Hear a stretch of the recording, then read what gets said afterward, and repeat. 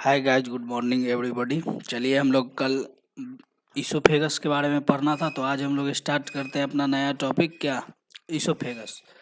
चलिए, ईसोफेगस को ज़रा ध्यान से समझते हैं। ईसोफेगस होता क्या है? तो आज का मेरा हेडिंग क्या है? ईसोफेगस,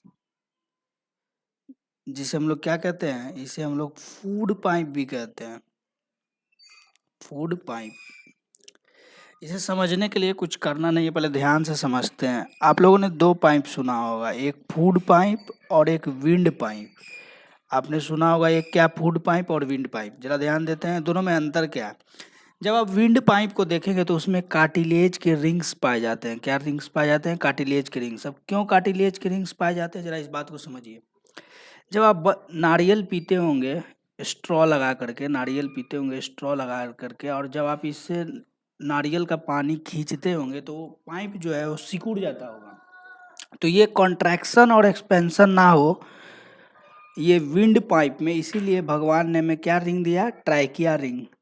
किसका रिंग? Trachea rings.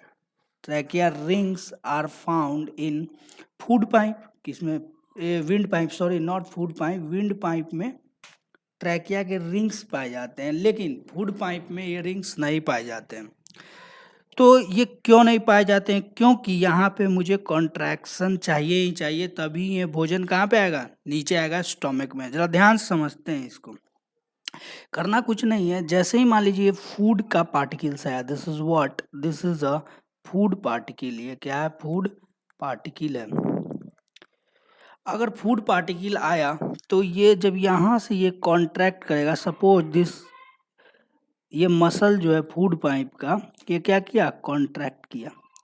जैसे ही कॉन्ट्रैक्ट करेगा ये फूड का पार्टिकल कुछ यहाँ पे आ जाएगा, फिर यहाँ वाला मसल क्या करेगा? कॉन्ट्रैक्ट करेगा। फिर से फूड का पार्टिकल कहाँ जाएगा? नीचे। फिर से ये जब फूड पार्टिकल यहाँ पे आ गया, फिर यहाँ से क्या करेगा? फूड पाइप का मसल क्या करेगा? कॉन्ट्रैक्ट करेगा। और इसी प्रकार से ये फूड धीरे धीरे धीरे धीरे नीचे नीचे कहाँ पे आ जाता है? स्टोमक में। और ये जो मूवमेंट हो रहा है फूड का, इसी प्रोसेस को हम लोग बोलते हैं परस्टैल्सिस। परस्टैल्सिस। और ये जो मूवमेंट हो रहा है उसी को बोलते हैं परस्टैल्टिक मूवमेंट। उसे क्या बोलते हैं? परस्टैल्टिक मूवमेंट। और अगर ध्यान से समझे तो हम लोग क्या समझते हैं, इसका स्ट्रक्चर के बारे में समझते हैं कि फूड पाइप में कितने लेयर होते हैं, क्या क्या स्ट्रक्चर आते हैं। क्योंकि ये अभी हाल फिलहाल में ये बिहार दरोगा के एग्जाम में भी आया था। जरा उसके बारे में हम लोग स्ट्रक्चर देख लेते हैं फूड पाइप का, कि कैसे कैसे क्या होता है। फूड पाइप का जब हम लोग इंटरनल स्ट्रक्चर देखें तो इनमें कुछ लेयर्स पाए जाते हैं, 4 लेयर पाए जाते हैं। जरा इस बात को ध्यान से समझते हैं। Internal structure of A food pipe, 4 layer पाए जाते हैं। एक, ये रहा आपका 2, ये 3, ये 4। और यहाँ पर एक स्पेस पाया जाता है, स्पेस जिससे भोजन होकर के गुजरता है, और इसी स्पेस को हम लोग ल्यूमेन बोलते हैं। This space is known as what? Lumen. इसी स्पेस को क्या बोलते हैं हम लोग? ल्यूमेन बोलते हैं। समझ में आ गया? अब ये देखिए, ये जो आउटर लेयर है, ये जो आपको आउटर लेयर दिख रहा है, this is what? The outer layer of the food pipe. Outer क्या है? ये लेयर है। इसी आउटर लेयर को हम लोग नाम देते हैं सिरोसा। इसे क्या बोलते हैं? सिरोसा। या इसी का एक और नाम है एडवेंटिलिया।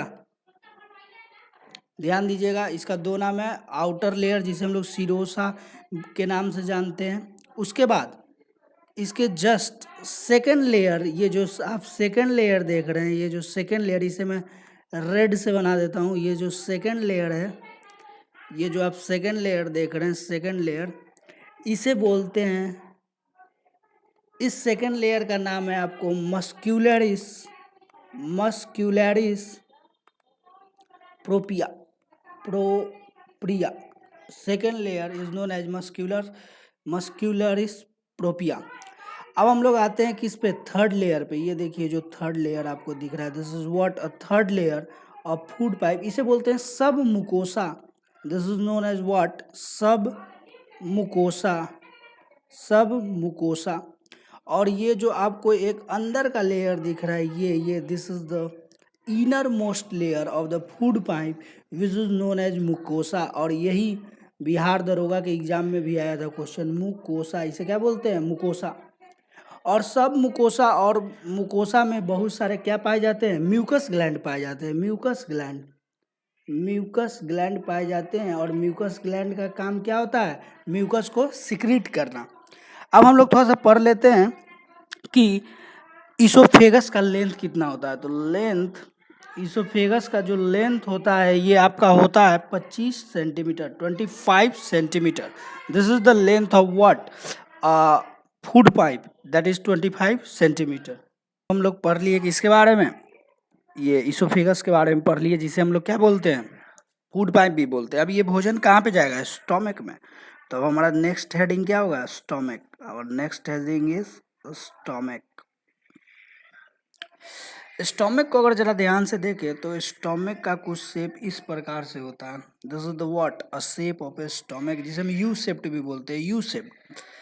स्टोमक को मेनली 3 भागों में बांटा गया है। अगर ध्यान से देखें तो stomach has been divided into 3 part. One is cardia, second fundus, and third is pyloric, pyloric. अब स्टोमक का काम क्या होता है, तो स्टोमक में फूड जो अनडाइजेस्टेड फूड था, जैसे मैंने पढ़ा था कि कार्बोहाइड्रेट का डाइजेशन माउथ में ये स्टार्ट हो जाता है। जो अनडाइजेस्टेड, जो पार्शियली डाइजेस्टेड फूड है वो स्टोमक पे आकर के थोड़े देर के लिए स्टोर होते हैं। और स्टोर होने के बाद यहाँ पे डाइजेशन की प्रक्रिया होती है। तो जरा ध्यान से देखते हैं होता क्या है। स्टोमक में बहुत सारे गैस्ट्रिक ग्लैंड्स पाए जाते हैं। कौन से ग्लैंड, गैस्ट्रिक ग्लैंड्स।